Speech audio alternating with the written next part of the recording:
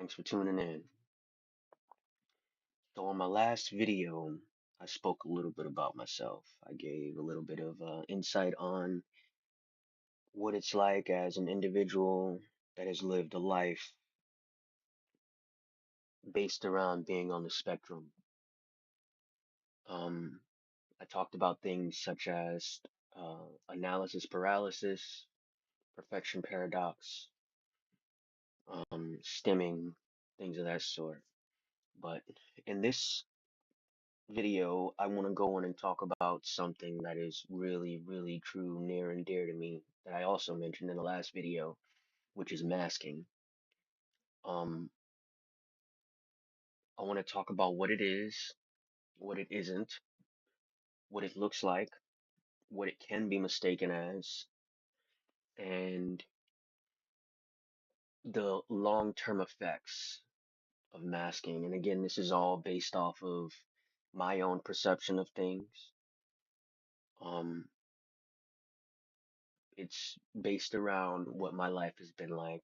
I also mentioned in the last video that I've been doing my own thing going on 20 years. Coming up next August will be 20 years, August 14th, that I've been doing this by myself.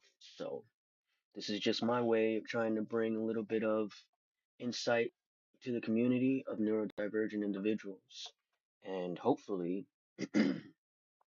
this video teaches you something that you didn't know and maybe potentially help you grow if that's your main goal there. So, um, I know in my last video I spoke about masking and the effects that it's had on me, and emotional dysregulation is something that plays a huge part in that. I believe I spoke about that in the last video too. Uh, my mask for me as a person with autistic qualities and autism, ADHD, when I speak about emotional dysregulation,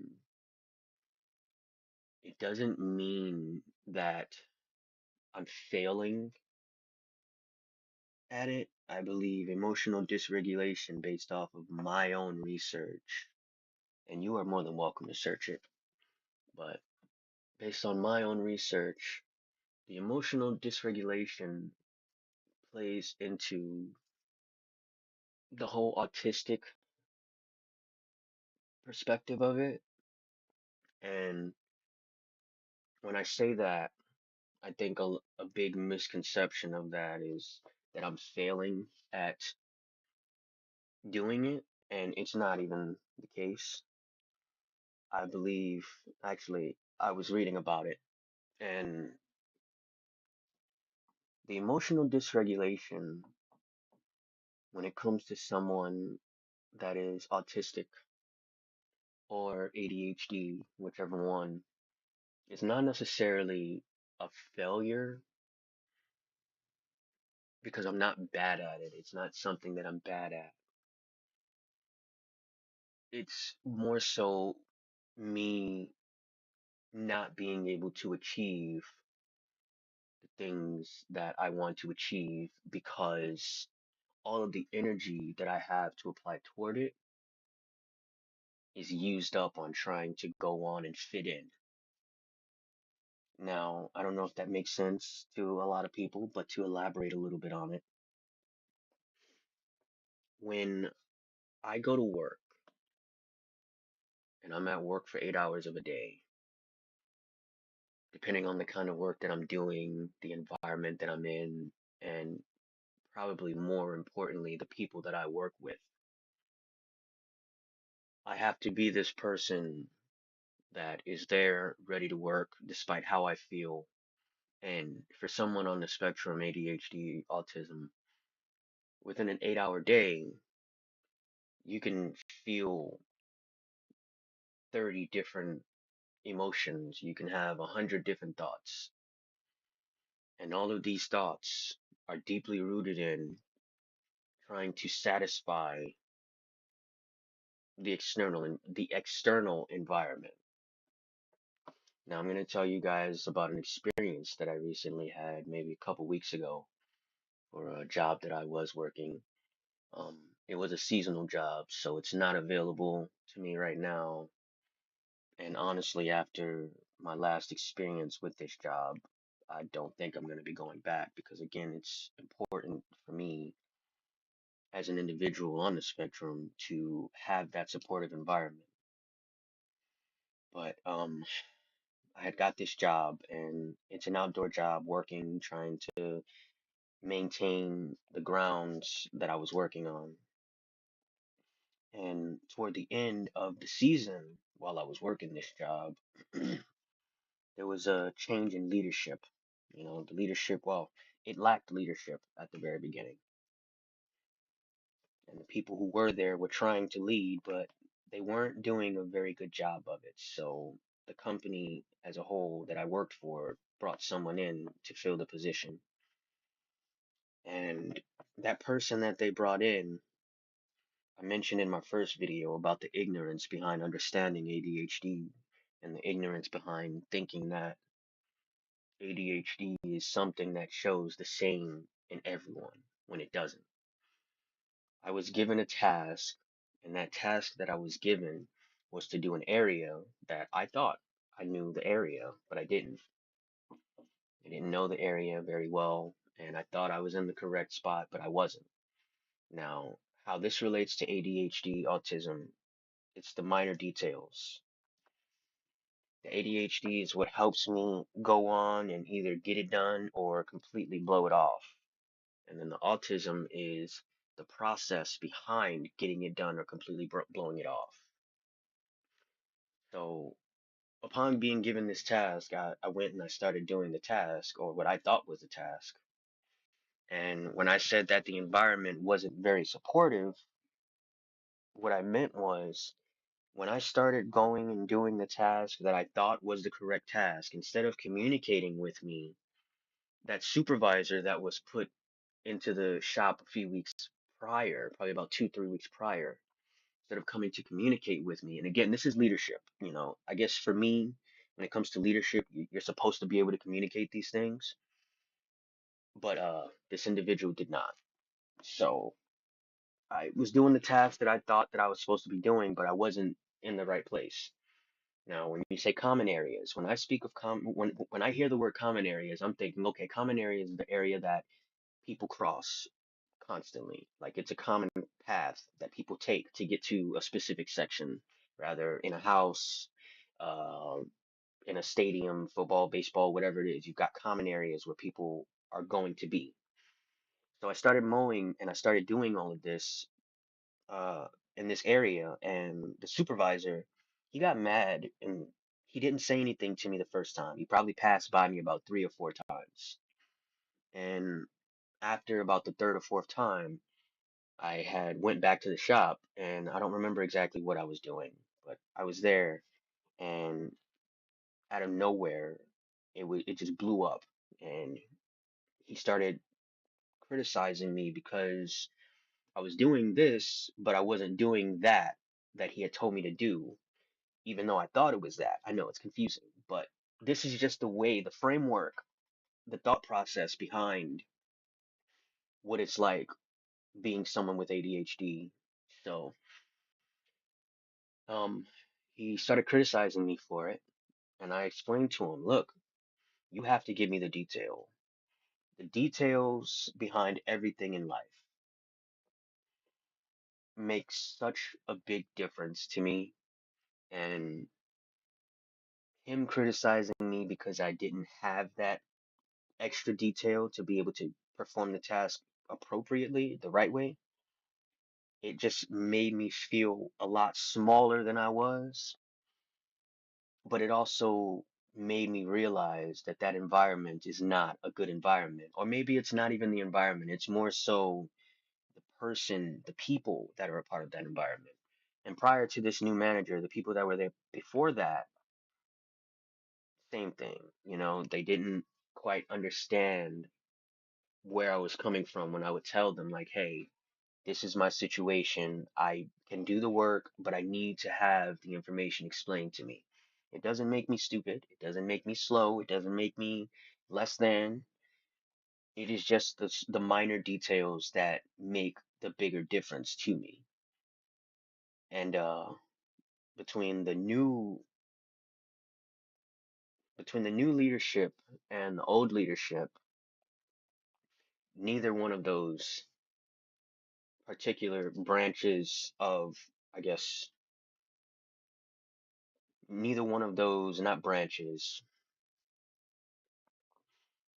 the individuals that were in these positions, neither of them took the time to understand that. So, I guess overall, what I'm trying to get at is when it came down to it and I was being addressed incorrectly. I shouldn't be made to feel smaller. No one should be made to feel smaller over something that they don't understand. And I believe that's where the world lacks patience. So that was a huge setback for me because I actually liked the job. I enjoyed the job. I enjoyed doing it. But after that experience, there isn't going to be any returning.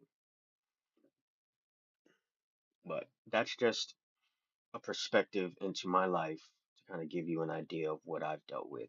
And this is not the first job that has done that. I've worked many jobs doing work where it wasn't too satisfactory because I wasn't able to grasp onto it because of the lack of minor details that made a difference to me. This experience, if anyone else is going through it, you just know that the details that you value, they matter. They make a difference. The details that you value are the details that fit your framework. And don't let anyone else tell you otherwise because that's just not how it works. So, to jump into my main goal here is like I want to talk about masking. Now that I've shared that experience with you, I think it makes more sense, or I think it'll make more sense once I go on and talk about masking and give you some of the core details behind it. I explained that it doesn't necessarily mean that you're a failure. It doesn't mean that you're less than. It just means that you have a different processing system. It's like Windows versus Apple. You can't take a Windows program and run it on Apple without making the necessary adjustments to go on and be able to function on that operating system. Yeah, a little bit of tech talk for you. Software development. If you make a program and that program is not compatible with the program that everyone else uses, then you're going to have issues. So I'd like to go on and use that as just an example for you guys. To define masking, to explain masking, I'll explain it as this. Masking is, here, I'm going to read it because I think it'll make more sense if I read it. Masking is performing a role but suppressing the natural stimulants that you need, such as forcing eye contact or constantly running a mental calculation program to appear appropriate. Now, that's just based off of my communication, my conversation with Gemini. To add more context to it, masking is walking into a room of people, say for instance, I'm good with analogies. Say for instance, you walk into a room and everyone's wearing white. If you walk into a room and everyone's wearing white and you're wearing black, you thought it was going to be black, but it's white. And you try and take these clothes that you have and you have paint and you try to paint them. So you have on black clothes and you try to paint it white to match everyone else. See, the thing about that is that when you're painting it white, that paint is going to dry and it's going to begin to chip. It's going to begin to peel. because it's not the true color. And I use that to explain what it's like for masking. The masking process is taking that white paint and putting it over yourself so that you look and you feel like everyone else. And that, in a nutshell, is the simplest way that I could explain masking. Now, I encourage you to go on and do your research, please, because just because the way I'm explaining it makes sense, it doesn't mean that there's not another way to go on and explain it to you to where it makes even more sense. So, that is the process of masking. Like that is what masking is from the outside looking in. The next thing I'm going to go in and talk about is the expenditure of the energy that you have when masking. As a neurotypical individual, I used an analogy in my previous video about a computer with RAM. Again, technical terms, technical lingo. But if you have a computer with memory and you're trying to go on and run a program and to connect it to my previous experience, if you're trying to run a program, and in this case, the program that I was trying to run upon those last few weeks at that previous job, the program I was trying to run was trying to function and do as I was told the way that the neurotypical individual does. I was given the task, I tried to execute it. Now, there was so much space, so much memory being put into trying to execute the task that it burned me out upon doing anything else, like interacting with the manager or with the supervisor that I was having the issue with. It drains the energy. I didn't have any more RAM, any more memory for this situation with speaking with this guy. I felt like I was putting my all into trying to accomplish the task that was handed to me prior, and upon trying to complete that task, I got stopped in my tracks. So imagine a fire burning, and that fire is burning and burning and burning and burning. And once that fire starts to die down, because whatever the the fuel for that fire is running out, like the wood. You know, if you have a campfire, it's wood. Once that wood runs out of moisture, or it runs out of, yeah, moisture, I guess you can say moisture because that's what causes it to burn. Or, I mean, I could be wrong, but you understand where I'm coming from. Um, as that wood begins to burn and it becomes charred and there's nothing left of it to burn, what do you have left? Nothing. The fire dies out, the fire goes away. There isn't anything left to fuel that fire. And that was a very, very similar situation that I was in a couple weeks ago. The link between the two, autistic burnout, that firewood, it's burned out. It's no more. I guess for oh, hold on. For a situation like that, I think now my body is telling me that it's at capacity. Again, speaking in technical terms, for that RAM, that memory, my body, my mind, my neurological system is at a capacity. And when it's at a capacity, it's like a cup. I spoke about this in my previous video too. That cup, the water's dripping in that cup. And once that cup is full, it begins to overflow. So that's another reference to the burnout factor when it comes to being autistic and on the spectrum. It's something that a lot of autistic people go through, neurodivergent people go through, however you want to label yourself. So the consequences behind what that feels like and what that looks like.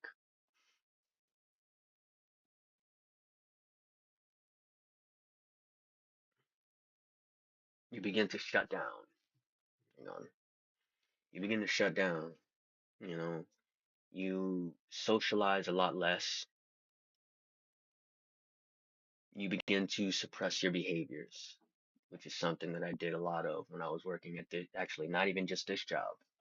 There were a lot of jobs suppressing behaviors because at the end of the day, the memory that I had to go in and use toward how I feel and what I have to say, it ends up being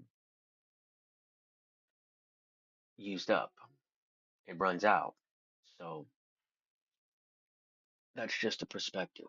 That would be the considered the burnout link between autism and or autism defined as. Hold on, I'm sorry, I got noise going on upstairs. Yeah, well,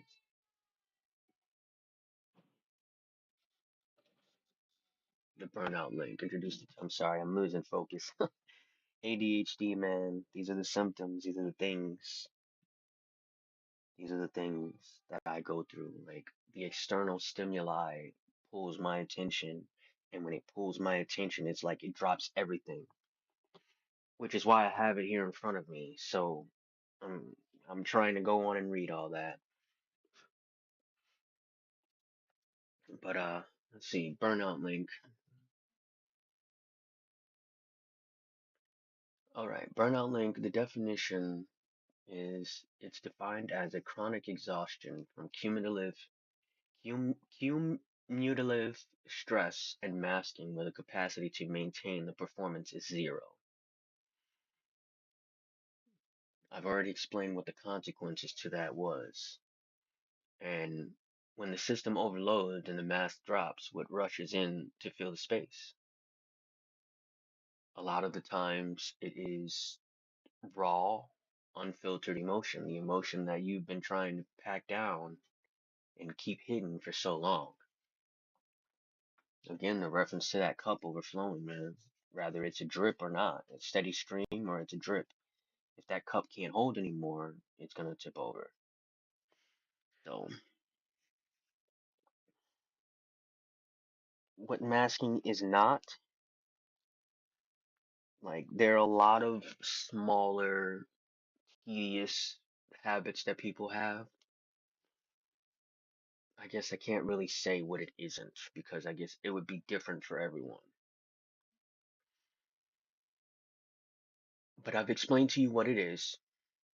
I've explained to you how it affects me. I've explained to you several analogies on how it plays a major role in my day to day when it comes to being in the workforce, and it even trickles down into being in my personal life. It's just one of those things, and it's hard to go on and explain it to you, not because I don't understand it, because I'm still working to understand it. Yeah, I know. This is fresh, man. This is like a whole new experience for me. So I'm hoping that I'm helping someone else understand because long-term effects are a lot worse than living your day-to-day life and ignoring it. Um, but yeah, I'm gonna go on and cut the video here. I don't know, I don't feel like I did too well on this one. I was giving a little insight. I provided you guys a definition. I've provided you with my own personal perspective of it. I've provided you guys with how it affects my day to day.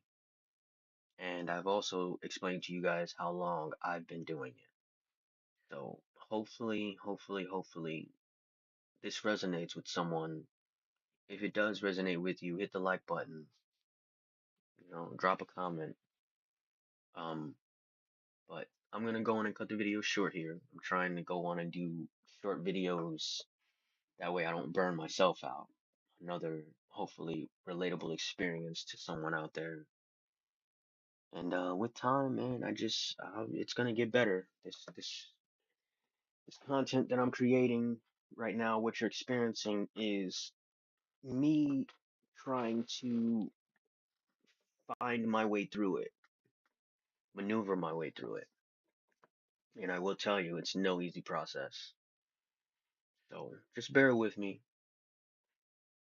Stay tuned because I've got more coming for you. I've got more coming to the channel for whoever needs it.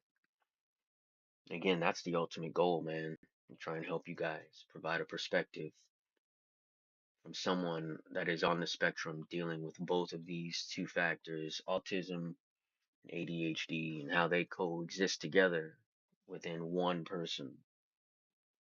And if you were able to identify any of my stimming techniques, I know I pointed out one of them, but if you are able to acknowledge any more, please feel free, point them out. This is about acknowledgement. This is about progress. This is about growth. And the only way that you can grow is by acknowledging the things that need the growth. So we're going to cut it here, and I will be back on shortly, and we'll talk about our next topic. Till next time, stay safe, stay true to you, and yeah, just take care. I don't know, I'll figure out all the lingo and whatnot as time goes on. Thanks for watching, and I'll see you on the next video.